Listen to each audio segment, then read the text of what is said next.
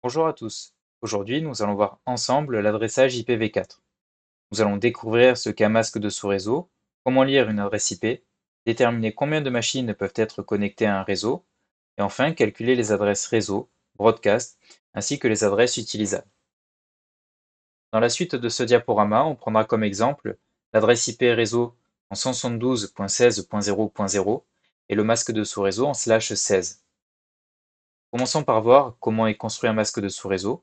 Donc un masque de sous-réseau est construit à partir de 4 octets, soit 32 bits. Et il faut savoir que dans un masque de sous-réseau, on a au départ une suite de bits qui sont à 1, suivi d'une suite de bits qui sont à 0. Donc dans l'exemple qui est donné, on a un masque de sous-réseau en /16, donc c'est la notation CIDR qui est utilisée, et qui signifie que les 16 premiers bits de notre masque de sous-réseau sont à 1, les 16 suivants sont à 0. Et lorsqu'on repasse en notation décimale pointée, on retrouve le masque de sous-réseau en 2 fois 255.0.0. Ce masque de sous-réseau, il va nous permettre de déterminer quel est le NetID et le HostID dans notre adresse IP. L'adresse IP est elle aussi construite à partir de 4 octets, soit 32 bits, et on l'a dit, elle est divisée en deux parties, à savoir la partie NetID qui correspond à la partie réseau, et la partie HostID qui correspond à la partie machine. Pour pouvoir déterminer la partie NetID et HostID, on va utiliser le masque. Et là, vous pouvez voir que dans l'exemple qui est donné, lorsqu'on a 255 dans notre masque de sous-réseau, ça correspond dans notre adresse IP à la partie NetID. Et lorsqu'on a 0 dans le masque de sous-réseau, ça correspond dans notre adresse IP à la partie HostID. Attention, ce que je viens de dire fonctionne dans cet exemple-là car on a un masque de sous-réseau qui est relativement simple, avec seulement deux valeurs possibles, 255 et 0.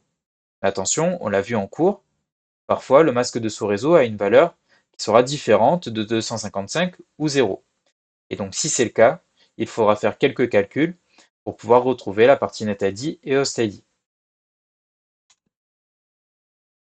À partir du masque de sous-réseau, il est possible de déterminer le nombre de machines disponibles sur le réseau. Pour ce faire, on va regarder le nombre de bits disponibles sur la partie HostID. Ici, on a 16 bits de disponibles sur la partie HostID, donc le calcul pour déterminer le nombre de machines disponibles sera le suivant. On fera 2 puissance 16 moins 2. Alors pourquoi moins 2? Tout simplement parce qu'on doit retirer l'adresse IP réseau et l'adresse de broadcast qui ne peuvent pas être attribuées à des machines. Pour pouvoir déterminer l'adresse de broadcast, on a vu plusieurs méthodes en cours et la méthode que je vais présenter ici nous évitera de repasser par le binaire. Elle consiste à faire un calcul octet par octet en ajoutant la différence entre 255 et la valeur correspondant dans le masque. Par exemple, ici, pour le premier octet, on fera 172 plus 255 moins 255, 16 plus 255 moins 255, 0 plus 255 moins 0, 0 plus 255 moins 0, ce qui nous donne l'adresse de broadcast 172.16.255.255. Certains se demanderont, mais du coup, pourquoi s'embêter à faire un calcul, puisque de toute façon, quand on a 255 dans le masque de sous-réseau, on réécrit l'octet correspondant de l'adresse IP. Donc, pour les deux premiers octets, par exemple, ici, on a remis 172.16. Et lorsqu'on a 0 dans le masque de sous-réseau, on a réécrit 255. Sauf que souvenez-vous, je vous l'ai dit précédemment, ici on a un masque de sous-réseau qui est simple avec deux valeurs, 255 et 0. Mais parfois, lorsque le masque de sous-réseau a une valeur qui est différente de 255 ou 0, il sera pertinent d'effectuer les calculs qu'on vient de faire. L'adresse de broadcast, c'est une adresse de diffusion. Elle permet de diffuser un message à l'ensemble des machines qui sont connectées au réseau. C'est la dernière adresse du réseau et elle ne peut pas être attribuée à une machine. Très souvent, dans les sujets, vous retrouverez des questions comme déterminer la première adresse machine du réseau ou déterminer la dernière adresse machine du réseau.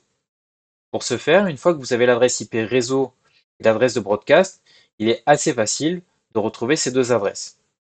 Pour la première adresse, machine du réseau, on fera la méthode suivante, à savoir on va prendre l'adresse réseau, ajouter plus 1 et ça nous donnera la première adresse machine. Donc ici, on a 172.16.0.0 plus 1. La première adresse machine du réseau sera 172.16.0.1. Et pour déterminer la dernière adresse machine du réseau, on va utiliser cette fois-ci l'adresse de broadcast en retirant 1 à cette adresse. Donc on a 172.16.255.255 moins 1. La dernière adresse machine du réseau sera 172.16.255.254.